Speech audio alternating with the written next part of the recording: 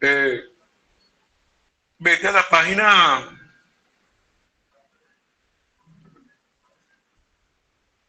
23, por favor.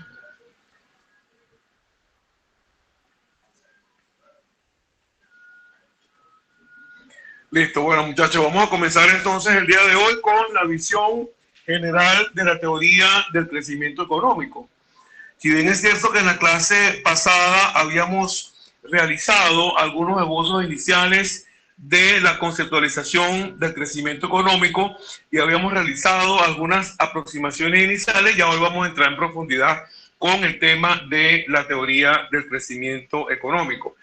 Vamos a tener una visión general de los principales aportes y de los antecedentes del crecimiento económico para entonces luego comenzar a estudiar a fondo los aportes de las diferentes escuelas y corrientes de pensamiento que, aunque algunas no están incluidas en el programa, yo se las incluyo para que tengan una visión general en relación a lo que significa crecimiento económico y desde cuándo, incluso que sepan de una vez desde cuándo comienza a llamarse crecimiento económico y desde cuándo comienza a llamarse desarrollo económico, porque es importante que sepan que no todo el tiempo se llamó crecimiento económico. ¿Okay? Si bien es cierto, se entendía que la economía pasaba por un proceso de crecimiento sostenido y sustentable dependiendo del modo de producción, no se entendía el crecimiento económico tal cual como se entiende en la actualidad, debido a que luego de las aportaciones de Keynes se comienza con la demostración empírica del pensamiento en materia de crecimiento económico, lo cual permite avanzar muchísimo en el campo de conocimiento de esta subdisciplina de la economía. Entonces comencemos con la visión general de la teoría del siguiente lámina, Sebastián, por favor, la visión general de la teoría del crecimiento económico, y vamos a ver los antecedentes de los clásicos, el aporte de los keynesianos y los antecedentes de Marshall y Schumpeter. Siguiente lámina, por favor. Comencemos con el estudio de la teoría del crecimiento económico. Recordemos entonces en la clase anterior que hemos quedado claro en cuanto a que el crecimiento económico consiste en el aumento de expansión cuantitativa de la renta y el valor de los bienes y servicios que se producen en una economía, en un sistema económico. Obviamente estamos hablando en términos regionales cuando hablamos de cada economía, pero también estamos hablando de un crecimiento mundial cuando hablamos de la economía global. Y como hemos determinado en múltiples oportunidades, este crecimiento ocurre por lo regular durante un año y se mide mediante las variaciones del Producto Interno Bruto, recomendando, por supuesto, que sea medido en términos reales y no en términos nominales. Diferencia, ¿quién sabe la diferencia entre la medición en términos reales y términos nominales? Que el término nominal toma en cuenta la inflación, ¿no? En términos reales elimina la inflación, los precios, el aumento de los precios. Al revés. En términos reales sería tomado... ¿Me escuchas? Sí, te escucho. Que en términos reales sería tomado un año base, y en términos nominales serían a los precios corrientes de ese año. Exactamente. Entonces, no se te olvide, por favor, el compañero que habló lo dijo al revés. La medición del Producto Interno Bruto en términos reales es la que toma en cuenta los precios, ¿no? Para eliminar de esta manera los efectos de la inflación, ¿no? Es este es un fenómeno, no diga Romeri, este es un fenómeno económico que es dinámico. La medición del Producto Interno Bruto y la medición del crecimiento económico es una actividad que se realiza de forma dinámica y que por lo tanto no puede ser para nada estática. Siguiente lámina, Sebastián. Sin embargo, también es importante destacar que la medición del crecimiento económico no se limita exclusivamente a la suma o a la cuantificación de la producción y la generación de bienes y servicios en una economía durante un periodo determinado, sino que también hay unos factores que subyacen a esta definición técnica y convencional. Por supuesto que es conveniente para las economías en tanto que simplifica la forma de medición del crecimiento económico. Sin embargo, también tenemos que saber que existen unas variables que subyacen a esta medición del crecimiento económico y que no se limita a las relaciones de producción, sino que también tiene que ver con las relaciones sociales, con la capacitación de la gente, con las interacciones sociales y con la institucionalización a la cual me he referido en diferentes oportunidades en términos de la capacidad de cada gobierno de generar información para que los agentes económicos tengan información, obviamente, y puedan tomar decisiones en cuanto a sus decisiones de inversión. ¿Qué pasa si una economía no es institucionalista y el sector gobierno no genera información? ¿Qué pasa con las inversiones y los inversionistas? No tienen incentivo, hay información asimétrica. Hay información asimétrica, se generan asimetrías en la información y por lo tanto los inversionistas perciben que existe un nivel de riesgo que, a pesar que muchos lo miden y muchos lo toman en consideración, el empresario, ese espíritu animal del inversionista, del emprendedor, siempre tiene la visión de andar con cautela a la hora de proceder con las inversiones. Por lo tanto, el crecimiento económico realmente es encauzado por la política económica del Estado. Sin una política económica clara y definida, evidentemente los inversionistas, y así como todas estas variables que hemos mencionado que influyen en el crecimiento económico, se verán afectadas y no se crecerá a la tasa dinámica requerida para lograr los niveles de calidad de vida que cada economía requiere, ¿no? Por lo tanto, también es indispensable que los gobiernos, los estados, las naciones y la economía y las economías diseñen las políticas económicas que sean las más adecuadas y, por supuesto, generen los instrumentos económicos que propendan a facilitar la inversión desde el aparato del Estado. Ojo, no estoy hablando de Estado intervencionista ni de política fiscal, de política económica regulatoria. Estoy hablando de un aparataje del Estado que fomente las inversiones productivas y que con ello se propenda a la minimización de la percepción de la existencia de riesgos para los inversionistas y que con ello se propenda a una mejor construcción del mercado y a su expansión. Se entiende que, evidentemente, con este tipo de política económica institucional, los mercados tenderán a expandirse, puesto que todas las variables que están en este juego dinámico, que no es para nada estático, tal cual lo hemos señalado, propenderán a moverse. ¿Okay? Siguiente lámina, Sebastián. Por lo tanto, el crecimiento económico, como dice la lámina, es un fenómeno que es multicausal y multifactorial. Por lo tanto, es un fenómeno que es complejo. Es un fenómeno que no es fácil de asimilar, de entender, y que por más que querramos llevarlo a una perspectiva reduccionista enfocada a que solamente las variables del Producto Interno Bruto, consumo, ahorro, gasto, inversión, exportaciones e importaciones, son las que influyen en el crecimiento económico, es un fenómeno que es multicausal. Son múltiples las causas que generan el crecimiento económico y, bueno, posterior desarrollo económico, y multifactorial. Y que no responde a una sola dimensión del proceso, por más que la teoría económica intente postular que hay condicionantes del crecimiento económico. Entonces veamos qué supone la expansión del crecimiento económico. Bueno, la expansión. Recuerda que siempre vamos a hablar en términos de expansión. Se supone que la situación contraria implica una contracción del Producto Interno Bruto y por tanto crecimiento económico. Pero en la teoría del crecimiento económico siempre habla o se expresa en función de la expansión de las variables macroeconómicas tales como el ahorro público o privado. ¿Qué más? El consumo de los individuos y las familias, la inversión y el gasto público y por supuesto la balanza de pago.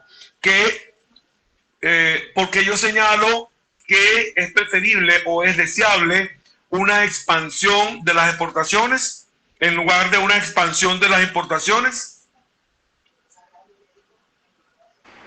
para que haya un superávit, un ahorro externo, ¿no? Sí, Es lo que- ajá. Ahora, el aumento de las exportaciones supone un incremento de la producción interna. Y un incremento de la producción interna evidentemente desplaza el consumo, desplaza la inversión, genera una mayor propensión marginal a ahorrar y genera un mayor consumo interno, aparte que genera empleo y por supuesto la variable de crédito está involucrada de esta manera.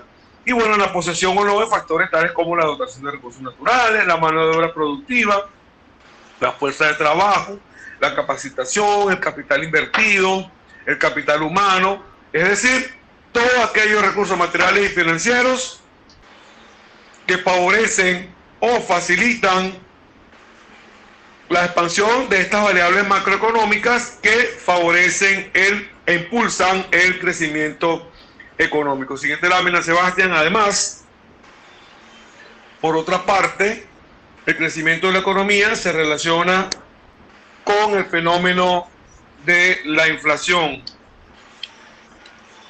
Una pregunta, ¿por qué se genera inflación en una economía?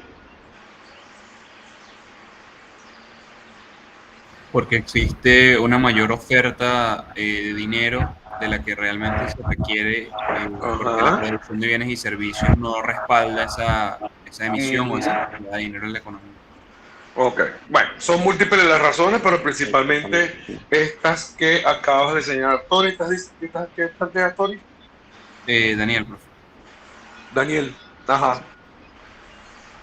Ok, Daniel.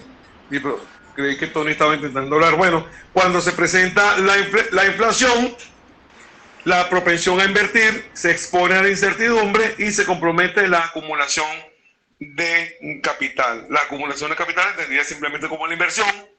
Evidentemente, un aumento de la inflación genera cautela y cuidado en los inversionistas, puesto que se considera que la inflación es un factor contradictorio al crecimiento económico, en tanto que la existencia de crecimiento económico implica el aumento de la producción interna y al existir producción, bueno, depende de la teoría de la cual vayamos a hablar, se supone que el consumo o la absorción interna de la economía se va a encargar de esta producción. Sin embargo, Keynes no lo piensa así, Say y los economistas clásicos sí, pero es importante que sepan que la inflación condiciona el crecimiento económico. Continuemos, Sebastián. Bueno, una vez hechas estas aclaratorias y recordado lo que significa crecimiento económico y los factores que subyacen a este, pasemos entonces a las aportaciones del pensamiento económico clásico y la preeminencia del Estado estacionario. Fíjense que la medición incluso de los años cambia, puesto que en la economía clásica, que ya venía con una fuerte tendencia, una fuerte propensión de la economía escolástica que se medían en los años, se medían en siglos, en números romanos, pero ya con la introducción de Adam Smith y Thomas Malthus, el reverendo Thomas Malthus, ya se habla de números en función de la medición de años, ¿no? Desde el siglo XVI y ya en el siglo XVII, con el pensamiento social europeo, ya a partir de ese momento, con la inminente aparición de la economía clásica, se exige una nueva forma de pensamiento económico, una emergencia del nuevo modo de producción de la estructura política en torno a lo que se consideraba en ese entonces el Estado-Nación.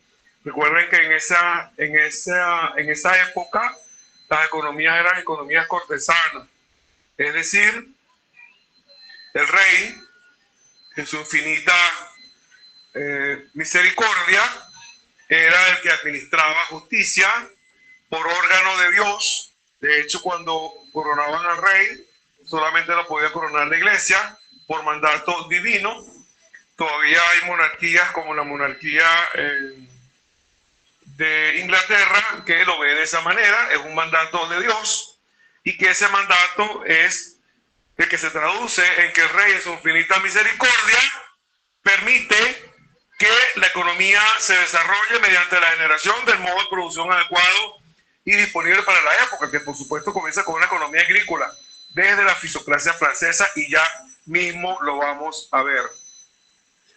Siguiente idea, siguiente lámina, Sebastián, please.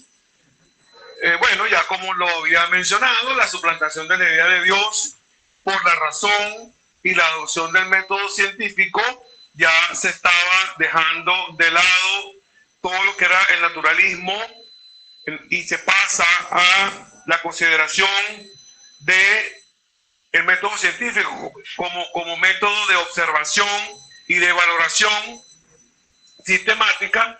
Abre la posibilidad del análisis económico y por supuesto ya se comienza a pensar en términos científicos en la economía, ¿okay?, como un campo de estudio que se deslinda radicalmente del pensamiento escolástico. ¿Quién me recuerda qué es el pensamiento escolástico, por favor?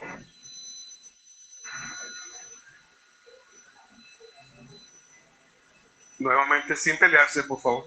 Sí, no es este que viene de la iglesia y todo lo demás. Este que No. viene de la iglesia y todo lo demás.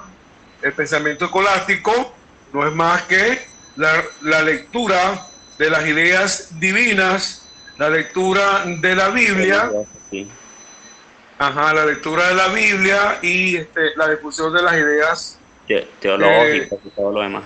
Sí, exactamente. De hecho, era un movimiento filosófico. La escuela escolástica que imperaba en la Edad Media, y que lo que hacían era imponer la teología y las artes y todas estas cosas, pero con la incursión del método científico, como lo estoy señalando, se abren las puertas a que estos pensadores, padres de la economía moderna, contemporánea, critiquen, porque recuerden que cada forma de pensamiento económico que emerge es una crítica a la postura anterior, y la apertura de los estudios en materia de crecimiento económico y de economía como tal son una respuesta natural, obviamente, a el pensamiento imperante, que era el pensamiento escolástico, ¿no? Bueno, entonces comienzan estos pensadores que emergen en esta época, lo que vienen es a sentar las bases del nuevo pensamiento económico, comenzando con Adam Smith y David Ricardo, que yo supongo que ustedes lo conocen seguramente mucho mejor que yo. Fueron ellos quienes llevaron a su máxima expresión la sistematización del proceso económico, pero también reconociendo las aportaciones de Cantillon, de Keynes y David Hume. Sin embargo, Smith y Ricardo son los pioneros de la sistematización del crecimiento económico, porque ellos comenzaron, en lugar de realizar sus aportaciones como cualquier estudioso de la materia lo haría, ellos comenzaron con un cuestionamiento de los orígenes y las causas, así como los límites de la expansión económica. Porque recuerden, claro, ellos estaban en una época en la cual se venía saliendo de la época medieval.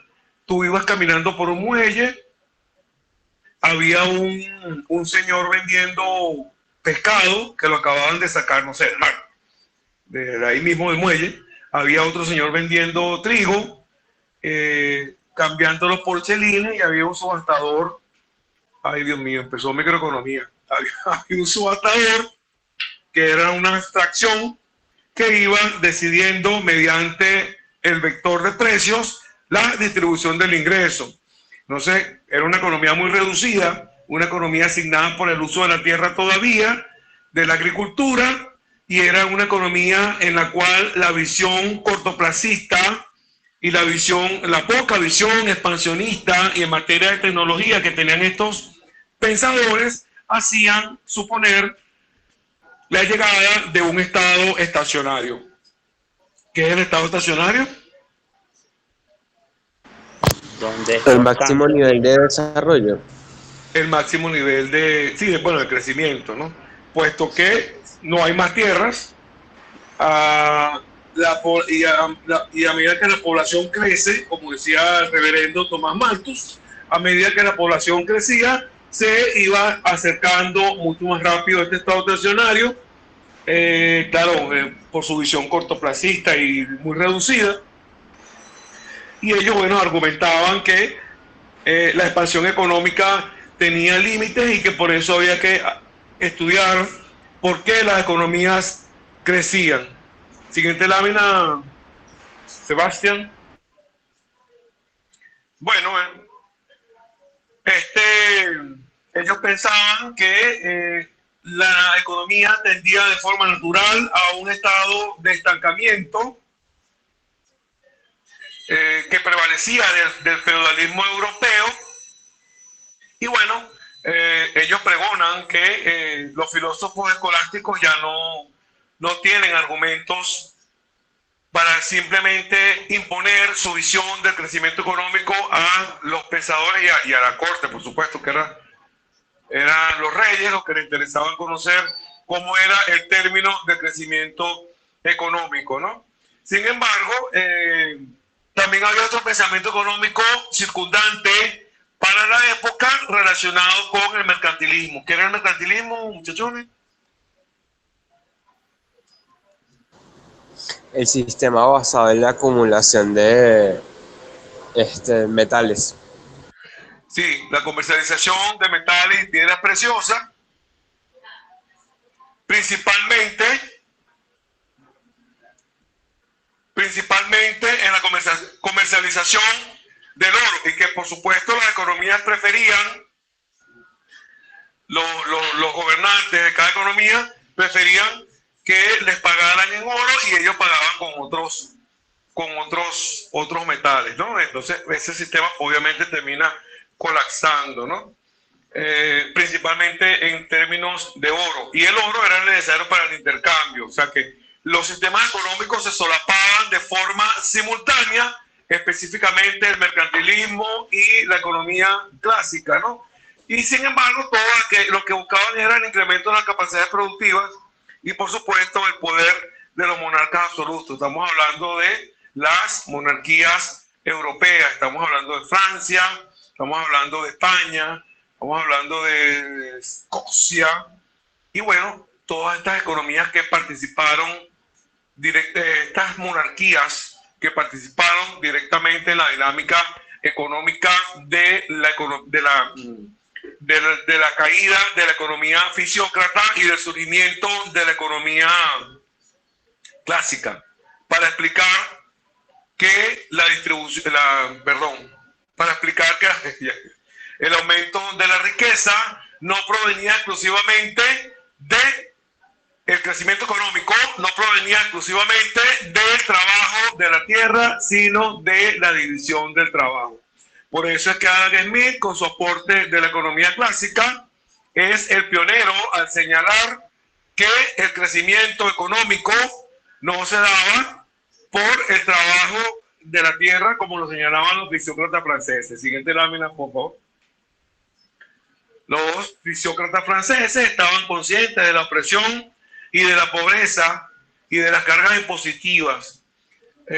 ¿Ustedes han visto la Robin Hood?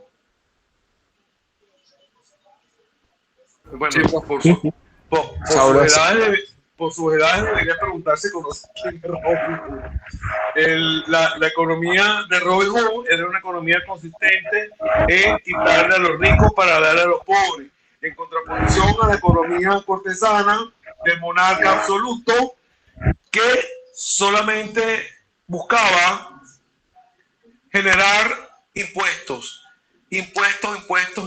para cualquier cosa, de tal manera que el monarca pudiera quitarle todos los recursos posibles a la población, puesto que si seguramente han visto las películas y recuerdan, al monarca lo que le interesaba era vivir bien, vivir con su cortesano, con su ropa, su peluca y todas esas cosas. y tener aquellos festines, aquellos bacanales, aquellas fiestas, y al rey no le importaba el bienestar de sus súbditos, sino que le interesaba era la recaudación de impuestos, puesto que los medios de producción eran tierra, trabajo y capital. Se suponía que estaban ahí, y que cada quien podía hacer uso de ellos, pero usted tenía que pagarle al rey por usar la tierra, trabajo y el capital. Bueno, comienza el levantamiento y la sublevación de las clases campesinas en una economía completamente antagónica. ¿Qué significa que era una economía antagónica? Que era una economía de lucha de clases. Los aristócratas se empecinaban en cobrar más impuestos, mientras que los obreros, los granjeros, los que tenían mulas y todas esas cosas para mover los bienes de un poblado a otro, luchaban por una menor intervención del Estado desde el punto de vista impositivo. Por eso es que se comprende de ahí, y que esto no se les olvide, que la política fiscal es la forma de intervención del Estado utilizada por Keynes, pero que en el momento no se comprendía como una política económica, sino como una intervención descarada del Estado, y por lo tanto Adam Smith y Ricardo y Malthus y John Stuart Mill, todos estos economistas clásicos, propendían a que el Estado debía intervenir de la menor forma posible. Entonces se entendía que la recaudación de impuestos era una política económica orientada a reorganizar la actividad económica e impulsar el incremento de la riqueza. Mentira. La reina o el rey lo que quería era recaudar impuestos para poder llevar esa vida cortesana que ustedes seguramente han visto en estas series que están muy de moda últimamente en Netflix y en Disney y en estos canales de suscripción que todos ustedes tienen, ¿no? Bueno, estos reyes asumían, estos monarcas absolutos asumían que no,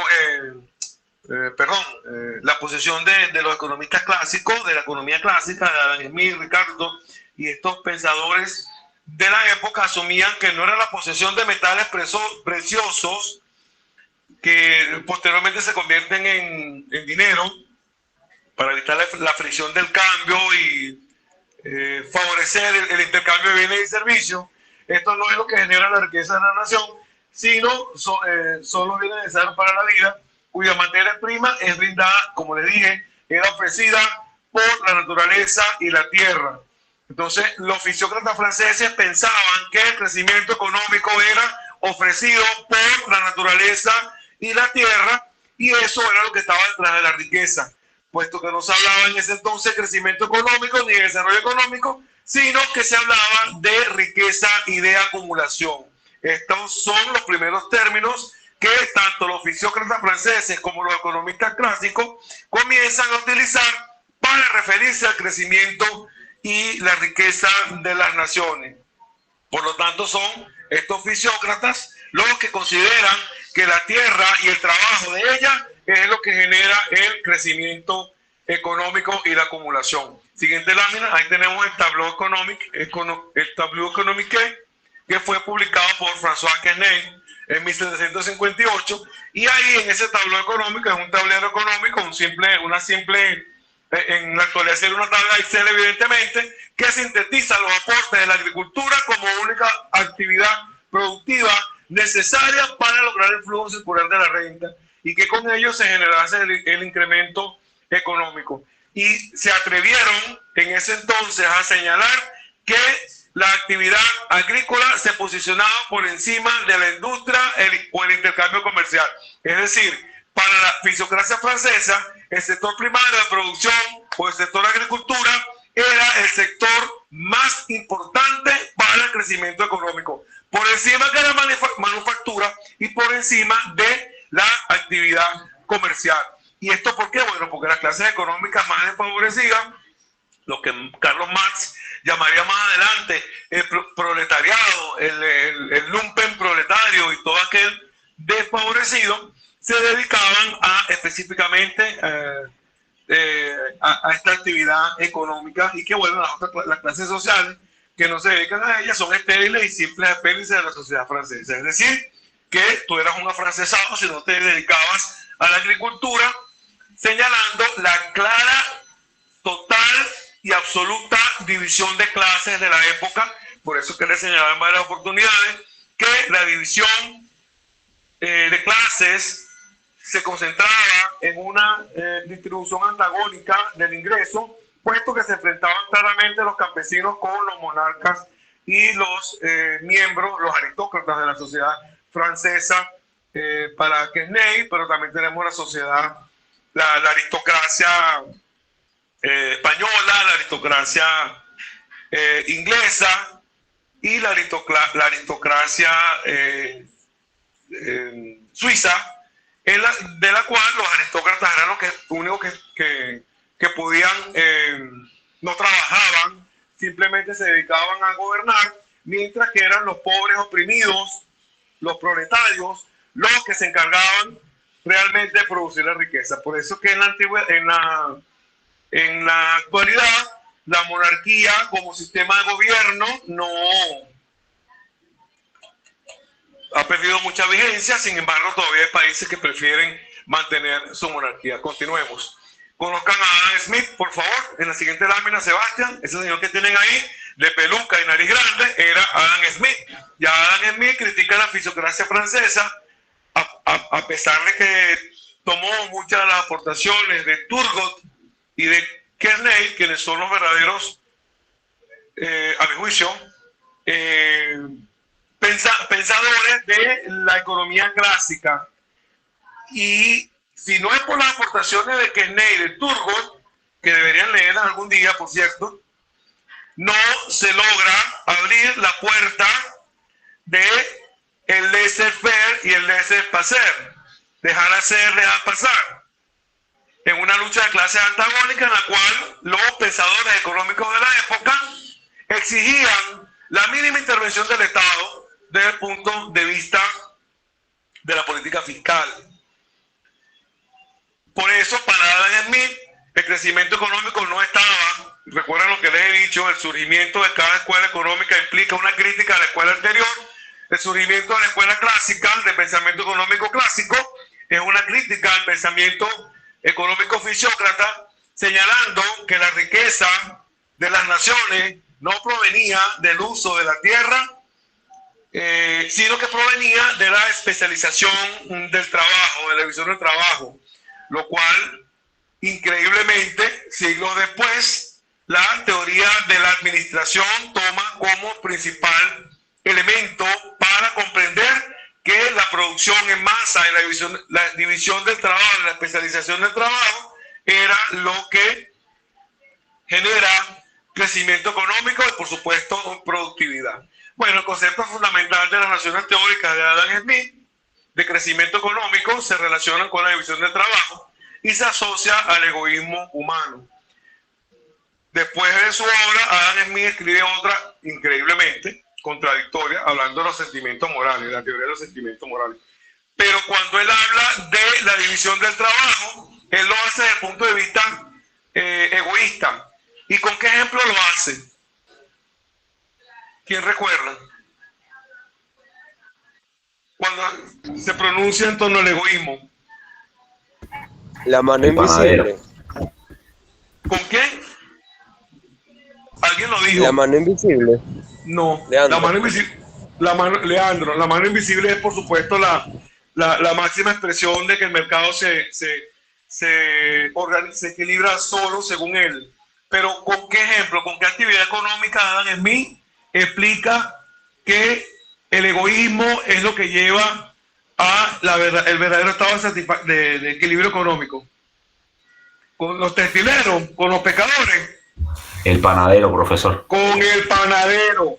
Y explica y señala que no es por el interés de que alguien tenga pan en su casa que se genera la producción económica, sino es por el propio interés del panadero de producir pan y de generar ingresos para él y para su familia. Bueno, cuando él habla de este comportamiento natural de los individuos, habla y señala que el egoísmo es uno de los principales motores del proceso económico. Y bueno, si esto era así, entonces usted tenía que moverse en un ecosistema económico de total libertad, en el cual todo pudiese fluir de la mejor manera posible. Siguiente lámina, Sebastián. De esta manera, Adam Smith, que era un economista escocés, argumenta que la riqueza de las naciones está en función del factor trabajo, pero no el trabajo de los aristócratas franceses, sino del trabajo especializado de cada una de las actividades económicas productivas o improductivas. Y que eso, bueno, ya él hablaba de progreso técnico o de la eficacia con que se desplegaran esas actividades productivas, siempre y cuando le imprimiesen el dinamismo de la especialización y división del trabajo. A esto Smith le agregaba la extensión del mercado, le agregaba el crecimiento económico, le agregaba la tendencia al intercambio y la acumulación, que era el término para la época. No era crecimiento económico, sino era acumulación. Pero también debía propender la tendencia al intercambio. Y todo ello eran las bases que mantenían e incrementaban la riqueza, y eran lo que ya se conocía como los principios microeconómicos de la época. Entonces, claro, por supuesto, el crecimiento económico tenía que, por su visión reduccionista y simplista de la distribución de las tierras, el crecimiento económico se iba a ver limitado. Y que este crecimiento económico era limitado por la extensión del mercado. Y que mientras mayor era la especialización y división del trabajo, se creaban rendimientos crecientes a escala. Es decir, lo que era el progreso técnico. Ya que me voy a despedir la patrona, un segundito.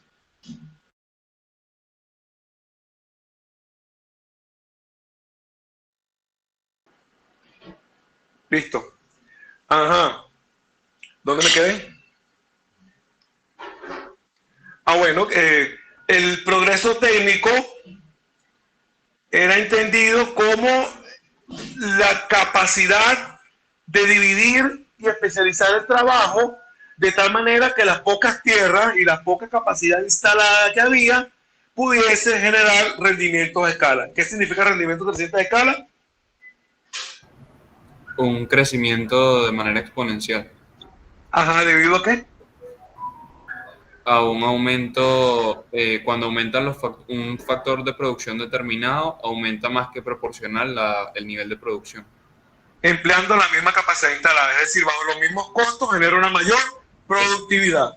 Y esto, bueno, esto genera una mayor incursión en nuevos mercados mediante las exportaciones, porque evidentemente un mayor progreso técnico me va a generar un incremento en la producción que se va a materializar en un excedente que al no poder ser consumido por la economía interna, debía ser exportado. Por eso es que la balanza de pagos, como lo decía uno de sus compañeros hace rato, el crecimiento de las exportaciones favorece un superávit en la balanza de pagos y favorecerá un incremento de las reservas internacionales. Y bueno, con ello se iniciaba nuevamente el círculo virtuoso hasta que se descubriese la forma de incrementar la productividad, mejorar la productividad, dividir más el trabajo y lograr con ello el incremento la acumulación de bienes de riqueza. Y así era que las economías crecían para Adam Smith. Bueno, siguiente lámina, Sebastián. Sin embargo, este crecimiento económico tiene sus límites, ¿no? Y es probable, según Smith, según Ricardo, según Malthus, era altamente probable que este crecimiento económico se restringiese debido a la escasez de tierras y escasez de instalaciones que pudiesen mejorar este crecimiento. Porque evidentemente las oportunidades de inversión se agotaban y ello no se puede revertir. Ello no se puede revertir porque evidentemente la infraestructura era limitada, la capacidad instalada era limitada y que bueno, tenía que buscarse nuevas oportunidades de inversión. Y estas nuevas oportunidades de inversión aparecían con el descubrimiento de la apertura de nuevos mercados y bueno, la introducción de innovaciones que faciliten la producción y que dinamicen la inversión. Ya Adam Smith, como pensador clásico, afortunadamente tenía la idea de que la introducción de tecnología mejoraba notablemente la productividad.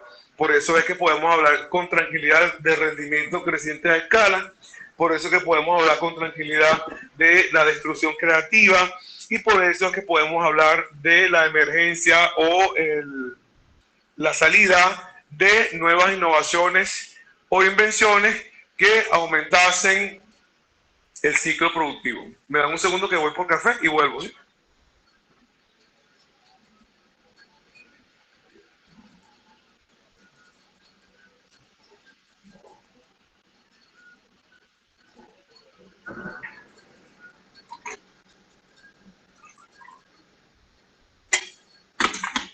Listo, tenemos provisión de café para la próxima media hora.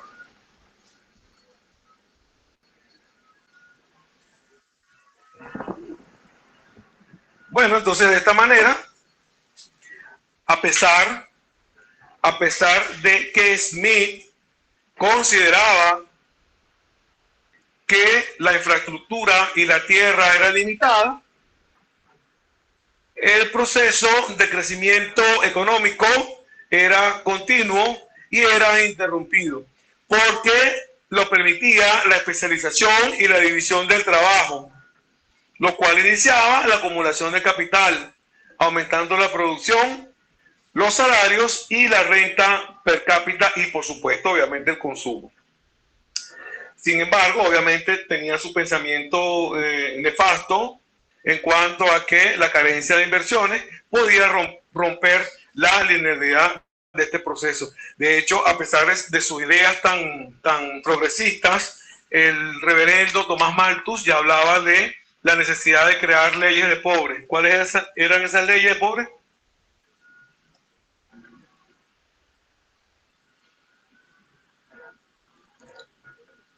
¿Cuál fue la principal ley de los pobres de Tomás Malthus?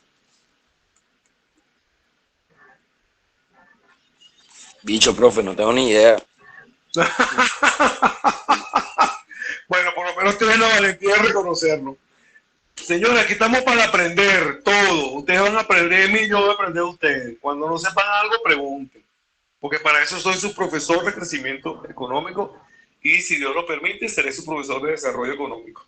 No sé cuándo, pero ¿cuándo ven desarrollo económico? ¿El semestre que viene? Sí, profesor, el semestre que viene. Bueno, vamos a ver si continuamos en este proceso. Cuando tengan una pregunta o cuando no sepan, no importa. O sea, ustedes están en pregrado, no están en posgrado. Entonces, ustedes se están formando. Necesitan aprender todo en profundidad. Yo lo comentaba con el profesor Carlos Peña. Ustedes hay que darle la mayor cantidad. No es como posgrado que estamos en un proceso de formación andragógica. Aquí no, aquí estamos en un proceso conductista en el cual ustedes necesitan aprender en profundidad, por lo menos lo que me compete a mí, que es crecimiento económico.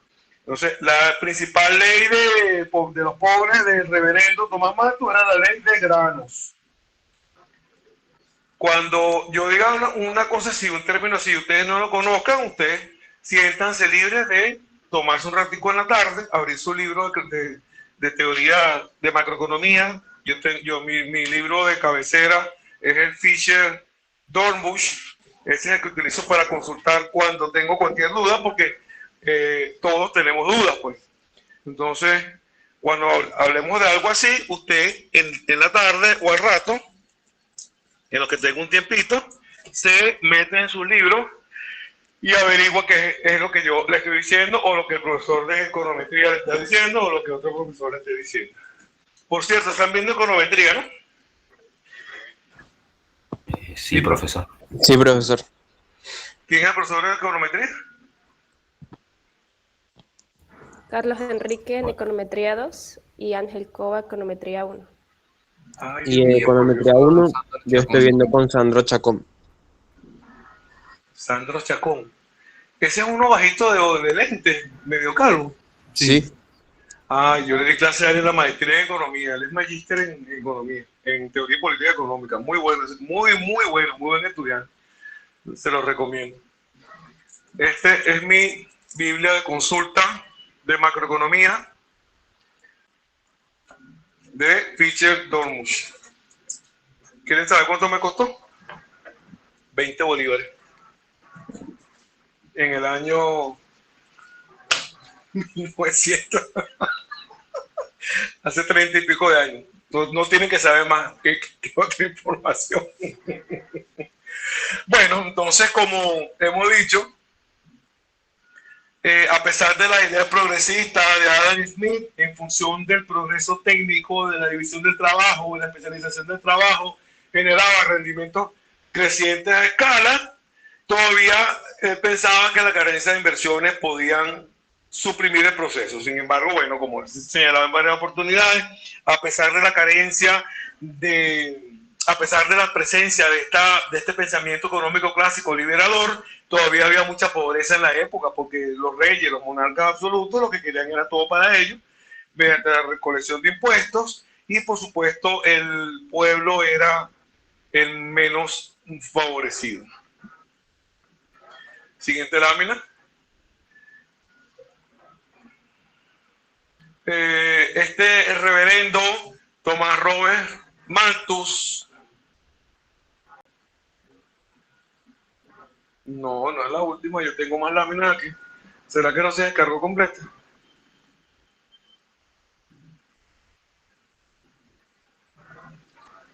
Voy. Mira, la computadora mía nunca se conectó a... Qué raro.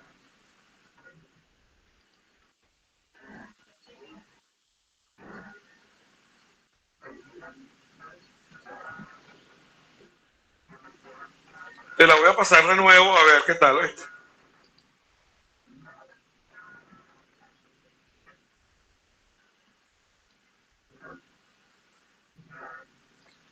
Porque mi internet nunca me dejó cargar el Meet en la computadora.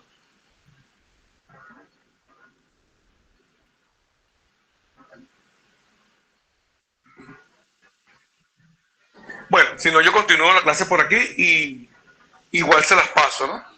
Entonces ustedes van tomando nota, los que quieran tomar nota, pero igual la van a tener la presentación de PowerPoint para que estudien para el parcial.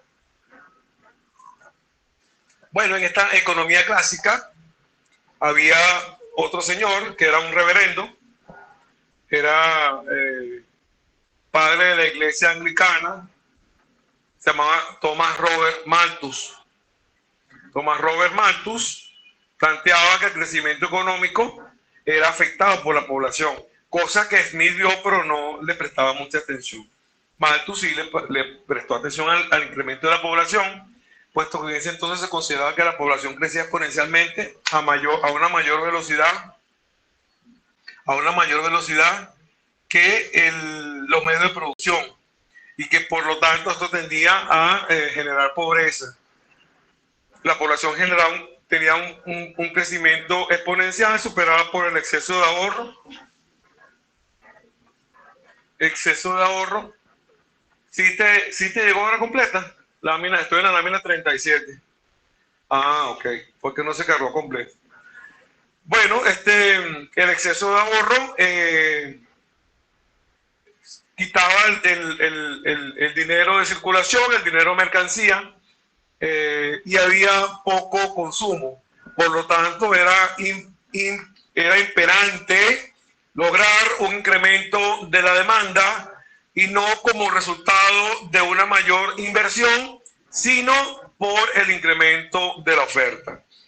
De ahí que se crea la ley de Say, S-A-Y, que decía que toda oferta genera su propia demanda, lo cual la escuela neoclásica y posteriormente Keynes rebaten como una crítica de la economía clásica, que es la economía neoclásica, y señalan que la oferta no creaba su propia demanda, sino que el problema económico se centraba en la insuficiencia de la demanda efectiva, si mal no recuerdo decía Keynes, Pero bueno, volvamos a Malthus y después vamos a hablar de Keynes. El incremento exponencial de la población era el que generaba el problema económico afectado por el estado estacionario y por ya ahora no rendimientos crecientes, sino rendimientos de creciente escala, por la disposición finita de tierra y un aumento limitado de la producción de alimentos. Bueno, esto lleva indefectiblemente a un estado estacionario en el cual habrá que generar leyes de pobres para poder sacar a la gente de la pobreza. ¿Ok? Sin embargo, la visión de Malthus fue un poco más reducida que la visión de Mill y de Ricardo. Su visión era muy fatalista. Malthus no incorporó el progreso técnico en la agricultura, entonces habla del salario de subsistencia como la principal brecha reguladora entre el incremento de la población y la producción de alimentos. Siguiente, Sebastián. Vamos ahora con el segundo pensador importante en materia de crecimiento de la escuela clásica. El primero fue Smith, incorporó a Malthus por el tema de la población, pero David Ricardo planteó que el crecimiento económico sería estimulado con el aumento del capital y la introducción del progreso técnico. Aquí volvemos a incorporar el progreso tecnológico como parte fundamental del proceso económico, especialmente en unas tierras que tenían una vida útil. Las tierras se sembraban y ustedes saben que tú siembras la tierra y cuando recoges la cosecha, la tierra queda dañada. Entonces, claro, el progreso técnico implicó la generación de abonos y estas cosas, fertilizantes para la tierra, de tal manera que la tierra pudiese volver a ser utilizada, ¿no? Sin embargo, esto, bueno, al final ellos pensaban que esto iba a condicionar el excedente de la producción y la tasa de beneficio. La tasa de ganancia es marxista, la tasa de beneficio es clásica, en la medida que los salarios se mantengan a un nivel de subsistencia, ¿no? Bueno, si esta tasa, pensaban ellos, que si esta tasa de beneficio se reducía con el incremento del producto, esto llegaría a generar fricciones en el crecimiento económico, generando de nuevo la aparición del estado estacionario. Insistían que la tierra se iba a acabar, que los medios de producción eran limitados, que la tierra era finita y que el crecimiento exponencial de la población iba a generar un estado estacionario. Hago un alto un momentico. Angulo, Fanicia, Jacqueline, Verónica. Presente. Chacón Delgado, Georgie. Presente, profe. Cruz López, Austin Antonella. Cruz López, Agustín. Díaz Farías, Leandro. Presente. Yo te vi por ahí, Leandro, interviniendo desde temprano. Díaz Gómez, Tony. Presente. Tony. González Silvera, Rosemary Andreina. Presente, profe. Rosemary. Hernández Valecillo, Ángel José. No vino. Ibarra Reyes, Jesús Daniel. Tampoco vino. Jardín Gómez. ¿Quién? Profe. Sí, presente, Jesús Daniel. Jesús Daniel. Jardín Gómez, Diego Gregorio. No vino. Luque Quintero Alvester. Presente, profe. Alba. Otra vez. Marquegiani Zambrano Alejandro. Presente. Okay. Yo creo que esta es la tercera clase que te pregunto cómo se pronuncia. Marquegiani. Sí. Por fin la pegué. Martínez Mesa, María Ángel. Presente. Hola, María Ángel. Martínez Pedrosa, Horacio Alejandro. No vino. Belén de García, Javier Leonardo. Tampoco vino. Morillo Castro, Carlos Eduardo. Tampoco vino. Estos muchachos que no han venido es que ya retiran la materia. Se van a retirar, ¿verdad? Ustedes lo conocen, son compañeritos suyos. Paredes Arabia, Fernando Antonio. Presente, profe. Perdomo Acevedo Gabriela Ángeli. Presente, profe. Piñate Ruiz María Alejandra. Presente. Rivas de Sama Ricardo Antonio. Presente, profesor. Yo te vi cuando llegaste, tocayo. Rivero Guerrero Daniel Enrique. Presente, profe. Rodríguez Benavente Sebastián Arón.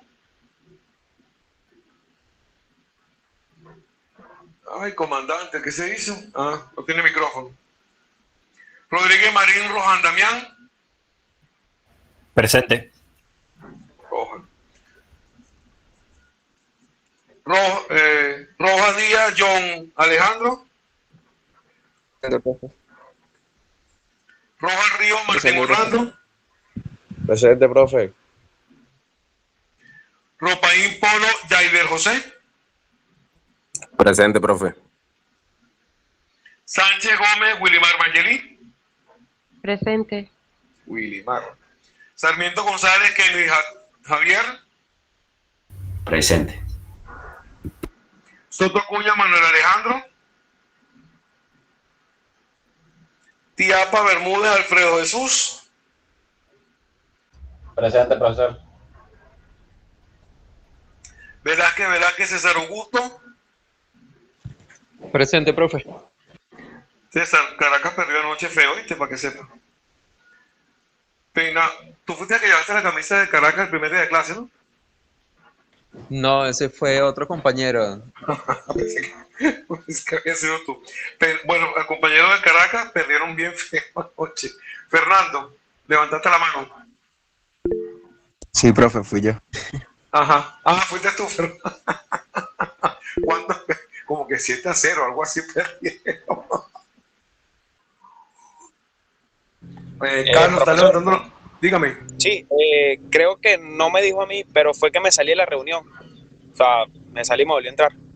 ¿Cómo te llamas tú, Morillo. Carlos? ¿Qué? Carlos Morillo. Pero aquí tengo. Ah, Carlos. Sí. Tú no viniste a la primera clase. Esta es tu primera clase, ¿no? Sí, esta es mi primera clase, profe. Ok. Y Penado Rafael. ¿Ah? Presente. Rafael. ¿Quién iba a hacer una pregunta? Profe, a mí me saltó. ¿Cómo te llamas tú? Santiago La Rosa. Ah, no, sí te nombré, pero no contestaste. Ah, debe ser que me distraje. Disculpe, profe, con mi internet. No te preocupes. Listo. Continúo. Bueno, ya hemos hablado en exceso, en mucha cuantía del estado estacionario. Bueno, porque quizás el estado estacionario es una de las principales aportaciones al crecimiento económico de los clásicos, ¿no? Siguiente lámina. Aquí tenemos a John Stuart Mill. John Stuart Mill era utilitarista en conjunto con Jeremy Bentham y habla de que el crecimiento económico es impulsado por el excedente neto. Y este excedente neto está compuesto por los beneficios, las rentas y el alza en los salarios reales. Bueno, ya, como ya les mencioné hace rato, la ley de Say, que señalaba que toda oferta genera su propia demanda, genera que el incremento de la producción está en función de la acumulación de capital. John Stuart Mill, John Rojas, yo dije presente.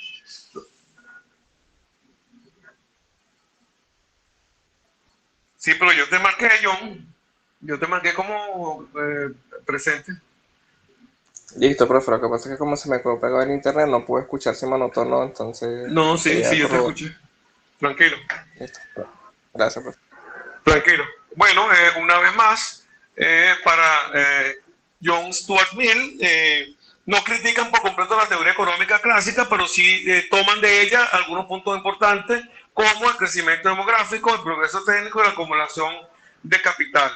Pero la crítica de John Stuart Mill como utilitarista se basa en que el estado estacionario no es negativo, sino que por el contrario es un elemento que busca impulsar el crecimiento económico, porque es una apertura de puertas a buscar nuevas formas de emprendimiento social que tendiesen a la igualdad económica. Siguiente lámina, Sebastián. Venimos ahora con el otro caballero de los más importantes de la economía desde sus formas clásicas, el señor Marx. El señor Marx se basó en una cosa que llaman el pensamiento dialéctico. Y el señor Marx, Carlos Marx, plantea una teoría crítica al modelo de producción capitalista, reconociendo contradicciones y el carácter inherente de la crisis.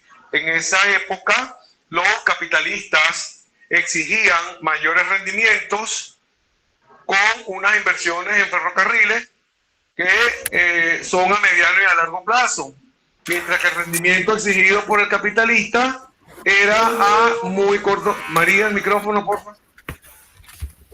Mientras que a corto plazo la devolución del capital no era tan rápida y por lo tanto el capitalista se descapitalizaba, generando lo que Carlos Marx llamaba una crisis por tasa de ganancia. Siguiente lámina, Sebastián, por favor.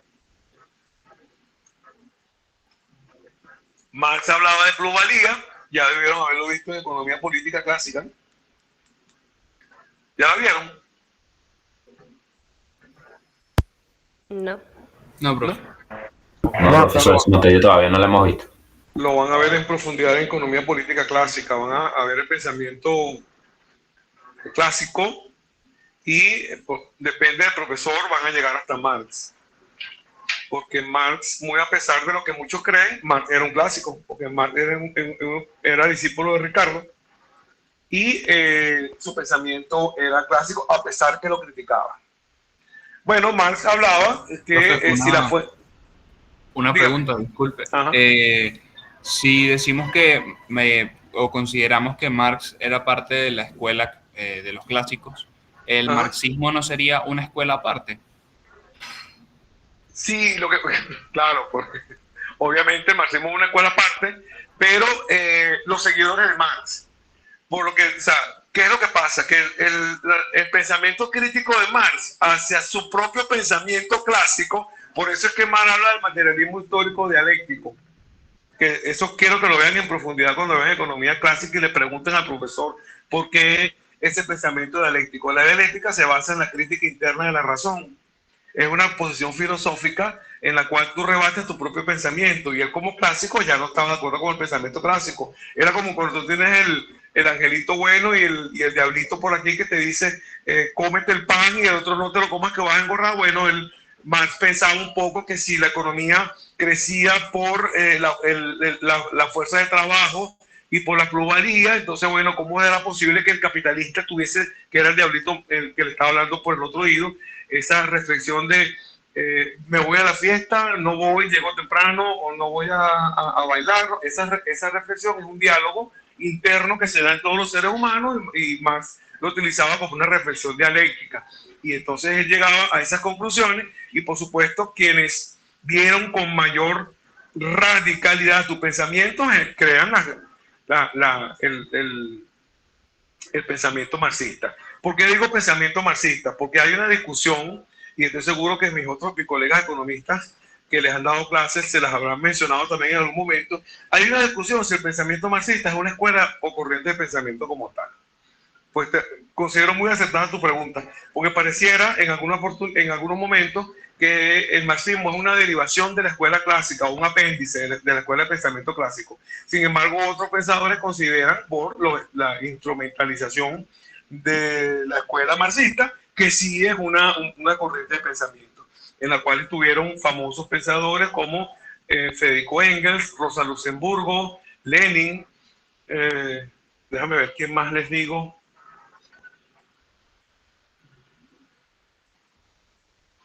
Yo tengo por aquí todo eso, se los voy a mostrar un momentico. Inversiones públicas.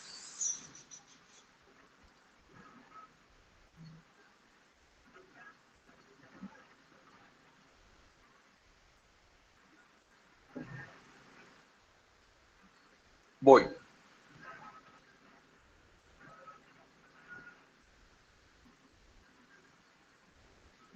No lo tengo a la mano. En la próxima clase me lo recuerdan que les diga una listica de los pensadores marxistas.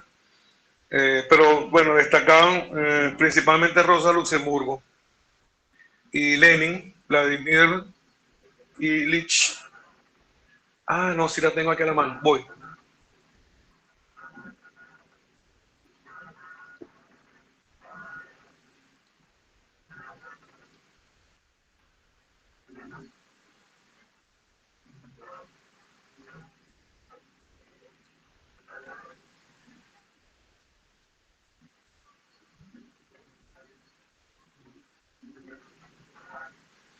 Ajá, los máximos exponentes del marxismo fueron Friedrich Engels, que nació en Wuppertal, en Renania, en Prusia. Después tenemos a Rosa Luxemburgo. Obviamente Engels era el compañero de armas de Marx. Con él escribe el manifiesto del Partido Comunista y le explica una de sus famosas cartas que no fueron publicadas sino hasta después que se murió Marx. Y Engels la publica que el temor de la escuela marxista realmente duró muy poco, ¿no?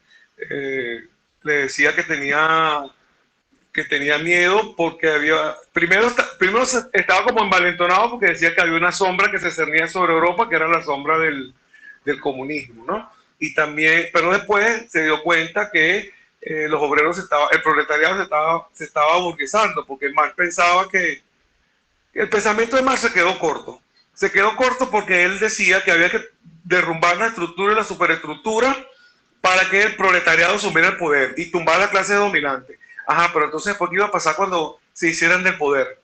Sí, o sea, no pensó que se iban a burguesar, y eso fue lo que en efecto ocurrió. Aparte que el modelo marxista termina cediendo espacio, desapareciendo, minimizándose por el tema que no consideró los bancos. No consideraba las tasas de interés y por lo tanto, en una economía crecientemente financiera, el modelo no iba a tener mayor validez. Hobson también, John Atkinson Hobson, y bueno, Lenin, Vladimir Ilich, que era uno de los más radicales. ¿Satisfechas sus inquietudes? Sí, profe, gracias. Ok, perfecto. Entonces, la tasa de ganancia de capital, por lo que les expliqué, era lo que estaba generando fricción en la economía, ok, puesto que la tasa de ganancia respondía a la tasa de explotación del capital y a la composición orgánica del mismo, ok, que buscaba, el capitalista que hacía, buscaba ahorrarse trabajo, buscaba explotar la mano de obra, según la tendencia, ¿no? Por supuesto. Además de una cosa que fue terrible y nefasto para la época, que fue el ejército industrial de reservas. El ejército industrial de reservas lo que hacía era incrementarse, puesto que el capitalista lo que buscaba era ahorrarse la mano de obra, para no pagar sueldos y salarios. Entonces, por supuesto, todo esto devino, según el pensamiento marxista, en una crisis por la tasa de ganancia, ¿okay? Que llevó a un periodo de recesión en el crecimiento económico. Siguiente lámina, por favor, Kenny. Sebastián. Bueno, la tasa de crecimiento, según Marx, tendría a crecer si se incrementaba el ingreso proveniente de la propiedad de los medios de producción. Es decir, si se incrementaba la tasa de explotación. ¿Ok? Siguiente lámina, por favor. Bueno, ahora tenemos los aportes de Schumpeter, según lo que nos exige la dinámica del programa de crecimiento económico. Les he dicho en reiteradas oportunidades que yo soy simpatizante del pensamiento de Schumpeter, yo soy economista schumpeteriano, y él esboza en su teoría del crecimiento económico que el crecimiento económico se da precisamente por la presencia de ciclos económicos más largas con las ondas contratiempo, en el cual había un carácter fluctuante e inestable del capitalismo y que el crecimiento económico se daba era por la innovación tecnológica, por las innovaciones introducidas. Eso lo expliqué en la primera clase, ¿verdad? Las innovaciones introducidas por el empresario innovador que se arriesga por nuevas tecnologías que emergen en el mercado y que con ello lo que buscaba era aumentar la productividad, evidentemente, generar rendimiento creciente de escala en un contexto en el cual la innovación tecnológica y el crédito era impulsado por los otros amigos del capitalista empresario emprendedor, que al ver que este tenía éxito, por supuesto salían corriendo a los bancos a pedir prestado para lograr replicar la acumulación de capital en ese sector productivo, y por supuesto eso hacía que la distribución del ingreso se fuera hacia ese sector o no. Siguiente lámina. Para este economista de la escuela austriaca, el crecimiento económico pasa por fases de crecimiento y de expansión, y de ello se sale de la fase de recesión, que para Schumpeter no era mala la recesión, sino que por el contrario era positiva, porque buscaba que los empresarios buscasen nuevas formas innovadoras de producción, es decir, adaptando la tecnología e insertando las innovaciones las invenciones como innovaciones en las empresas, aumentando la producción. Y por lo tanto, la tecnología para Schumpeter juega un papel crucial en el crecimiento económico, ¿okay? Lo cual está ampliamente demostrado, incluso yo mismo lo demostré en mi tesis doctoral de economía, que lo que significa el gasto en investigación y desarrollo tiende a incrementar el Producto Interno Bruto, ¿no? Bueno, si estos cambios, pensaba Schumpeter, que si estos cambios eran positivos en el sector productivo del cual estuviéramos hablando, entonces los otros empresarios iban a replicar la situación. Por lo tanto, el modo de producción se iba a afianzar, generando un paradigma que era el que iba a imperar en la época, ¿ok? Y bueno, al generalizarse estas innovaciones en las empresas, todo el mundo lo iba a tratar de replicar, generando un crecimiento sostenible de las economías. Esta introducción de innovaciones que muestran, para Schumpeter, mostraban un límite cuando existía contracción económica, ¿ok? Pero, nuevamente retomando la posición de los clásicos, todo esto es imprescindible que se genere en un contexto institucionalista en el cual el Estado proporciona información de tal manera que pueda generar confianza en los inversionistas, y de tal manera que este progreso técnico que estos inversionistas iban a propiciar con la aparición de nuevas tecnologías y la búsqueda de los rendimientos crecientes a escala, lo que se busca es que exista una prosperidad del capitalismo. Y la base fundamental del pensamiento de este economista austriaco era la destrucción creativa. Las estructuras que no aportasen a la economía o a la productividad o al modo de producción debían ser destruidas y sacadas de la economía y ser sustituidas por nuevas invenciones y nuevas innovaciones que propendan a mejorar el progreso económico. Siguiente lámina, Sebastián. Ajá, ¿qué vino después? The Great Depression, 1929, la Gran Depresión de 1929. ¿Qué fue la Gran Depresión de 1929?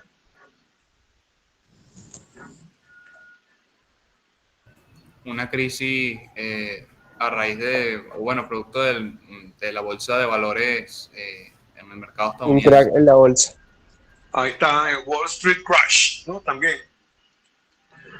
Siguiente lámina, Sebastián. Ya nos quedan nada más 4 láminas y vamos a terminar. Recuerden que la clase de hoy es hasta las 8:30, pero su interés desmedido por la economía me impulsa a darles la mayor información posible. Y bueno, levantarse a las 7 de la mañana implica también... Olvidé que estar 15 minutos también. Bueno, fíjense que con la crisis financiera de 1920, esta crisis financiera del Wall Street Crash generó una gran depresión que siguió durante la década de los 30 del siglo XX. Y bueno, ello generó obviamente un cuestionamiento del pensamiento clásico y neoclásico, respondiendo el señor llamado John Maynard Keynes con su crítica de la economía neoclásica, ¿Quién fue Keynes?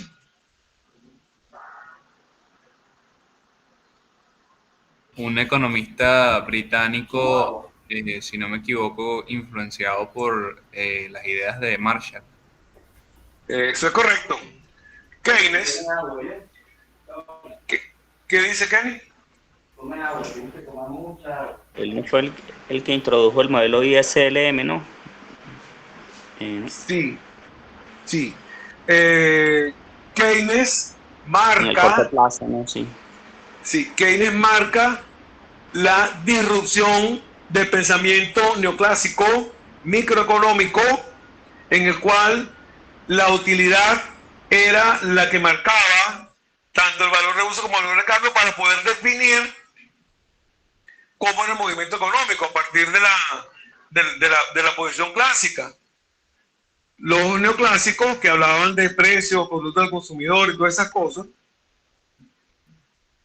son los generadores de la visión de la microeconomía.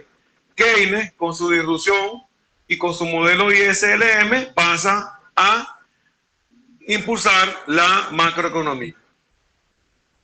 ¿Por qué? Porque ya el modelo de equilibrio económico estaba agotado, movido por el supuesto de competencia perfecta, lo que generaba la maximización de los beneficios entre los individuos que estaban en el juego económico.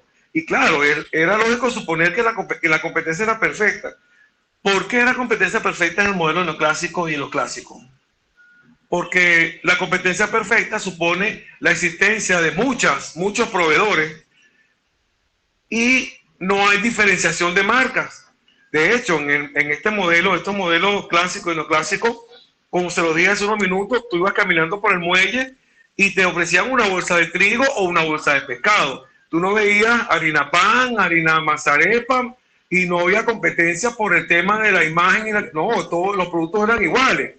Por lo tanto, la competencia tendía a ser perfecta y la única competencia que había era en términos de precios. Por eso es que la economía clásica habla de la presencia de un subastador que va estudiando. Era como un señor que se sentaba en una mesa en una tienda, no, como en una casita en el muelle. Entonces iba viendo los precios y generaba un vector de precios. Y entonces el precio más accesible, la distribución del ingreso se iba para allá. Mentira, el subastador no existía, ese no existía. Esa era una abstracción que los clásicos utilizaron para explicar cómo la mano invisible movía el mercado, cómo el mercado se vaciaba, cómo había equilibrio simultáneo en el mercado, puesto que la gente conocía los precios y la existencia de competencia perfecta hacía que la decisión de la conducta del consumidor era hacia donde se iba la distribución del ingreso y era lo que permitía que se vaciaba el mercado. Pero fue la forma que ellos utilizaron para explicarlo, pues la presencia de un subastador. Pero no, era el conocimiento de ese vector de precios. Pero ya hablamos bastante de lo clásico. Vamos a hablar un poquito de Keynes antes de terminar la clase. Vamos a pasar la lámina, Sebastián. Ahí tienen a Keynes, si no lo conocían, se los presento. Keynes, además de privilegiar la incidencia de la demanda, obviamente sabemos que la demanda era el principal postulado de la corriente keynesiana, diciendo que era la demanda lo que había que estudiar y no la oferta, como decía lo clásico, como decía Say, que toda oferta generaba su propia demanda. Identificó dos factores.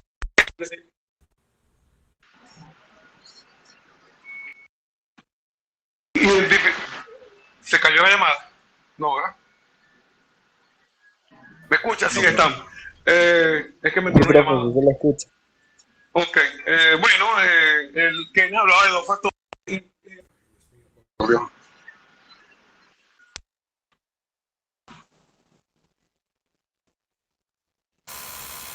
No se escucha, profe. No se le escucha, profe. Ahora sí.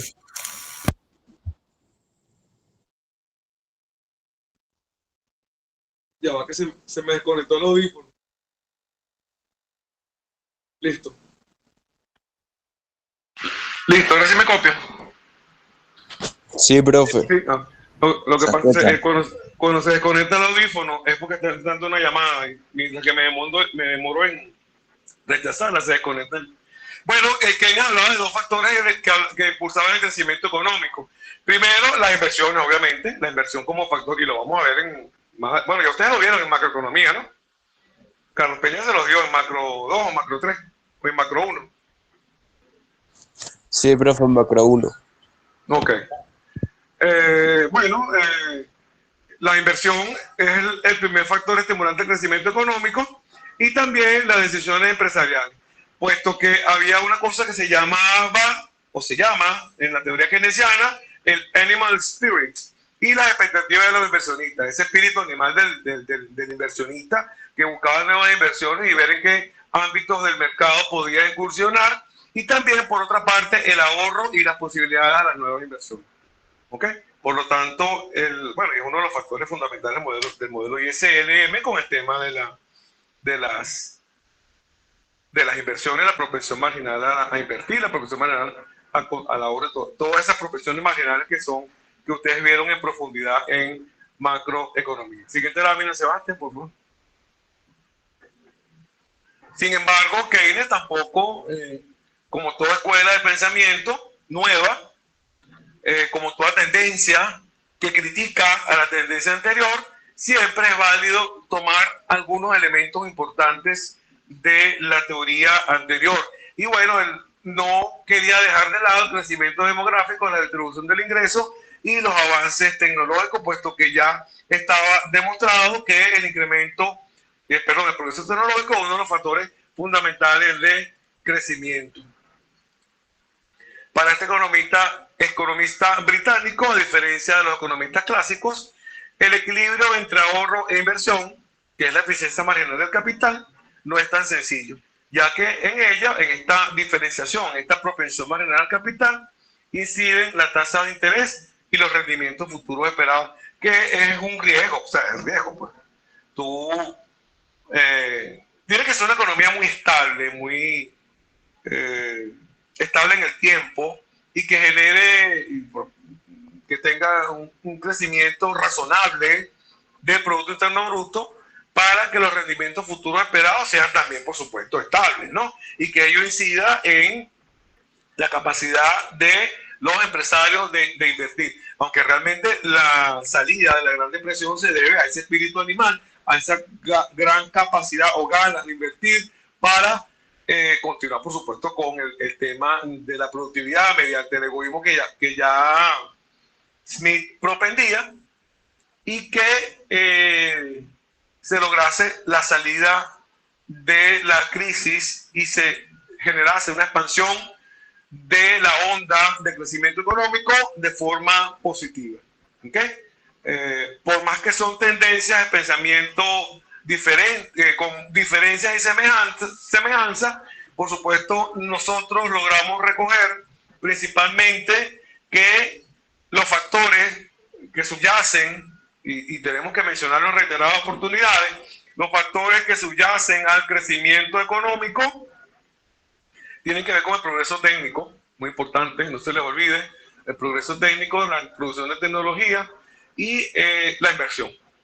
Las variables que en la actualidad definen al Producto Interno Bruto, evidentemente, pero todo lo que subyace a esos factores, esa espera de rendimientos, esa incertidumbre de si el mercado irá al alza o irá a la baja, esa intervención del Estado, hasta qué punto el Estado debe, puede, quiere, busca intervenir mediante la política fiscal, y en qué medida los empresarios lo verán con buen pie o lo verán de forma negativa para evitar que sus capitales se afecten. Adicionalmente a ello, la política económica, especialmente la política fiscal por la vía del impuesto, incidirá en el empleo y en los precios.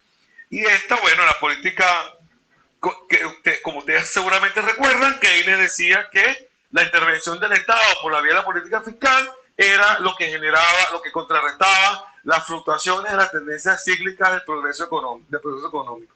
Y ello, bueno, podía revertir la insuficiencia de la demanda efectiva, la baja en la producción, y por supuesto podía aumentar el nivel de empleo, que es lo que por supuesto busca toda economía en cuanto a el incremento de los niveles de empleo. Lámina final. Bueno, Sebastián, la última lámina, por favor. Al final de todo esto, lo que subyace es que el mecanismo del mercado y la iniciativa privada no garantizan el pleno empleo. Esto no es suficiente. Y el equilibrio económico. La economía tiene que mover sus variables, la economía no, la economía se mueve como producto de la política económica de los gobiernos, de las economías, ¿no?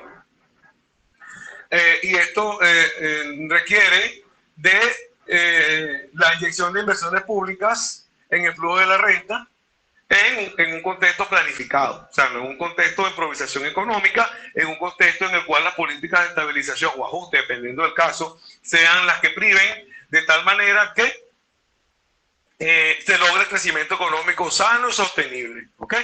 Sin embargo, bueno, como toda teoría nueva, como toda corriente novedosa y como evidentemente la comprobación empírica del pensamiento keynesiano permitió corroborar que sus ideas fueron favorables para salir de la Gran Depresión, se convirtieron en el centro del estudio económico y con ello se argumenta verdaderamente una teoría de crecimiento económico a partir de la política de la política fiscal, la política monetaria, la cambiaria, los choques de la economía, todos esos factores y variables macroeconómicas que inciden notablemente en el crecimiento económico. Bueno, muchachos, con esto he culminado la introducción a la asignatura. Ya trabajamos con los conceptos fundamentales y los aportes de los clásicos. Muchísimas gracias, Sebastián, por la presentación. Todavía mi computadora está buscando la reunión de mí. Con esto combinamos la fase introductoria. El día viernes nos vemos a las 7 de la mañana. Hay alguien escribió algo, pero no vi.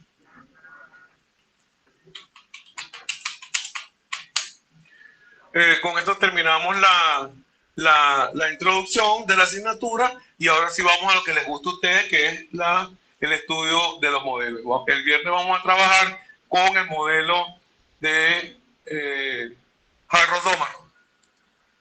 Los que no lo conocen lo van a conocer ese día, el viernes. Vamos a determinar en el modelo de Domar los supuestos, el desarrollo matemático y la ecuación de crecimiento. Vamos a llegar a la ecuación de crecimiento. Vamos a ver cuáles son los factores que determinan el crecimiento, la dinámica de la tasa de ahorro, las limitaciones de la tasa de ahorro, la tasa de depreciación, la relación capital-producto, y vamos a ver la dinámica del modelo en las ideas expuestas por Keynes. ¿Qué dificultades presenta el modelo a largo plazo para alcanzar crecimiento en pleno empleo? Y también vamos a ver en qué fase o en qué momento el modelo se vuelve inestable.